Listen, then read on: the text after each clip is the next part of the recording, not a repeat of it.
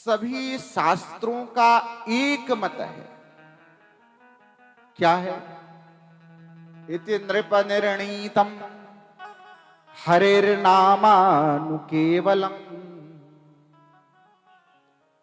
कहे कि सभी शास्त्रों ने विचार किया बैठकर,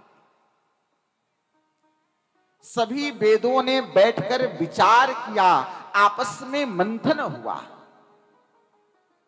मंथन होने के बाद एक सार प्रकट हुआ। वो सार क्या है? कहे कि संसार के जितने भी जीव हैं, जो कुछ जानते हो नहीं जानते हो, अपने घर परिवार में दिन रात 24 घंटे क्यों न लगे हो, वह जीव एक घड़ी भी समय निकालकर, आधी घड़ी भी समय निकालकर भगवान के नाम का स्मरण कर ले, भगवान के नाम जाप कर ले, वह जीव तर जाता है। भगवान के नाम जाप की इतनी महिमा है। कहे कि भाई नाम जप से यह जीव तर जाता है, कैसे?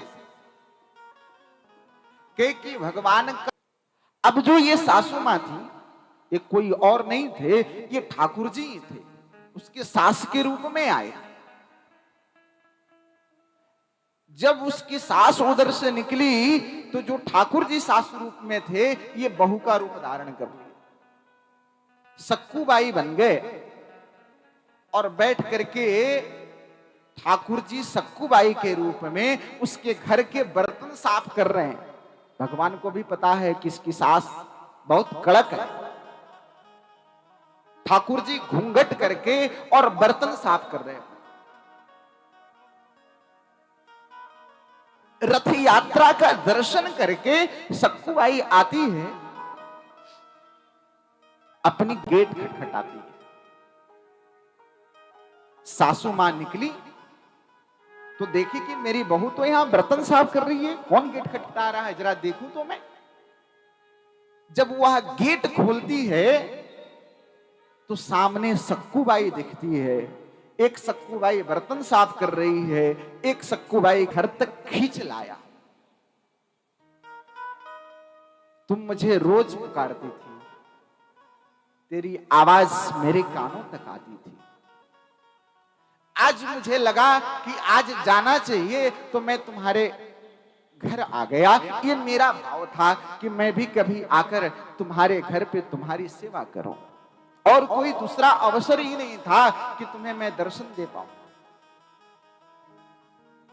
तुम क्या मांगना चाहती हो? तुम जो मांगना चाहती हो मुझसे मांगो। सक्कूबाई ने कहा कि प्रभु, यदि आप मुझे कुछ देना चाहते हैं तो मुझसे पहले आप मेरी सासू मां के ऊपर कृपा कर देना। यदि सासू मां ऐसी नहीं होती तो ठाकुर मैं आपका भजन इतना कर न पाती। इसलिए यदि कृपा की कोई अधिकारिणी है तो वो मेरी सासू मां है। भगवान ने दोनों के ऊपर कृपा किया। आचार्य संत कहते हैं कि देखो, भगवान जो है अपने भक्तों के मनोरथ को पूर्ण करने के लिए अवतार लेते हैं। भगवान का आना अपने भक्त की कामना की पूर्ति के लिए है। और